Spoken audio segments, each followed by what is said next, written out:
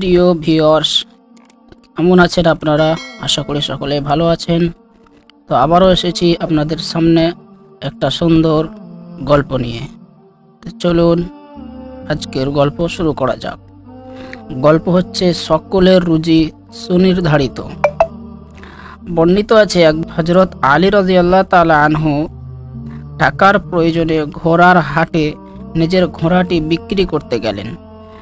যখন হাটের কাছাকাছি পৌঁছালেন তখন আসর নামাজের ওয়াক্ত গড়িয়ে যাচ্ছে।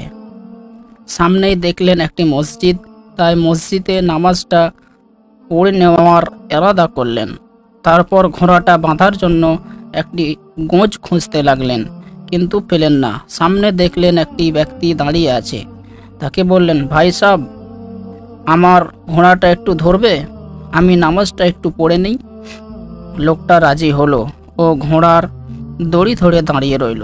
আলী রাদিয়াল্লাহু তাআলা আনহু মসজিদে যেতে যেতে মনে মনে নিয়ত করলেন, নামাজ পড়ে এসে ওই লোকটাকে ঘোড়া ধরার জন্য 2টি টাকা হাদিয়া দেব।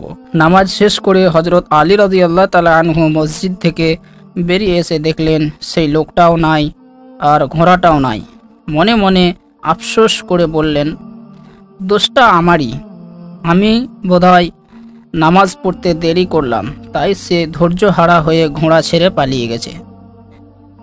যাই হোক, তিনি আশেপাশে ঘোড়াটা খোঁজ করতে লাগলেন। কিছুক্ষণের মধ্যেই দেখলেন ঘোড়াটা একটি মাঠে চড়ছে। তারপর ঘোড়ার কাছে গিয়ে দেখলেন ঘোড়ার মুখে লাগামটি নেই। ভাবলেন হয়তো ঘাস খেতে খেতে কোথাও পড়ে গেছে। তারপর ঘোড়াটা নিয়ে হাটের দিকে রওনা হলেন। কিছুক্ষণ পরেই হাটে এসে পৌঁছালেন। হাটে ঢুকতেই দেখলেন একটি দোকানে ঘোড়ার পুরাতন সেকেন্ড হ্যান্ড সামান কেনা বেচা হচ্ছে। সেখানে ঘোড়ার লাগাম, গদি, কোড়া ইত্যাদি জিনিস বিক্রি হচ্ছে। হঠাৎ আশ্চর্য হয়ে লক্ষ্য করলেন সেই দোকানে তার ঘোড়ার লাগামটি ঝোলানো আছে। তখন তিনি বুঝতে পারলেন ওই লোকটাই তাহলে তার ঘোড়ার লাগামটা চুরি করে এখানে বিক্রি করেছে। তারপর তিনি দোকানিকে জিজ্ঞাসা করলেন, ওই লাগামটা কত দাম ভাই? দোকানি বলল, 3 টাকা। তিনি জিজ্ঞাসা করলেন, কবে কিনেছেন? দোকানি বলল, একটু আগেই একজন বিক্রি করে গেল। 2 টাকায় কিনেছি, 1 টাকা লাভ করব, 3 টাকা লাগবে। তিনি বললেন, ঠিক আছে, আমার এখন দরকার নেই। তারপর তিনি মনে মনে বললেন, মহান আল্লাহ তাআলা ঠিকই বলেছেন, আদিকালেই সকলের রুজি সুনির্ধারিত হয়েই আছে। সে যতই করুক না কেন তার 1 বিন্দু বেশিও পাবে না আর কমও পাবে না। তবে সেটা সে হালাল রাস্তায় খুঁজলে হালাল রাস্তায় পাবে, আর হারাম রাস্তায় খুঁজলে হারাম রাস্তায় পাবে। এখন বুঝতে পারছি ওই হারামখোরের ভাগ্য আজ 2 টাকা রুজি নির্ধারিত ছিল। সে যদি ভাগ্যের উপর বিশ্বাস রেখে অটল থাকতো তবে আমার কাছেই হালাল রাস্তায় ওই 2 টাকায় হাদিয়া স্বরূপ পেত।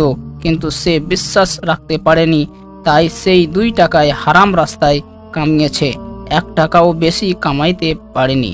তো প্রিয় ভিউয়ার্স, আমরা বুঝতে পারলাম যদি আমরা নিজেদের রুজির ব্যাপারে যদি আমরা বিশ্বাস থাকে, একমাত্র আল্লাহর বিশ্বাস থাকে যে আমাদের রুজি যতটুকু আছে ততটুকুই পাবো, তাহলে নিশ্চয়ই আমরা পাবো, সেটা হোক হারাম রাস্তায় বা হালাল রাস্তায়। আমরা যেটাই নির্ধারিত করব সেটাতেই পাবো, তার বেশি পাবো না।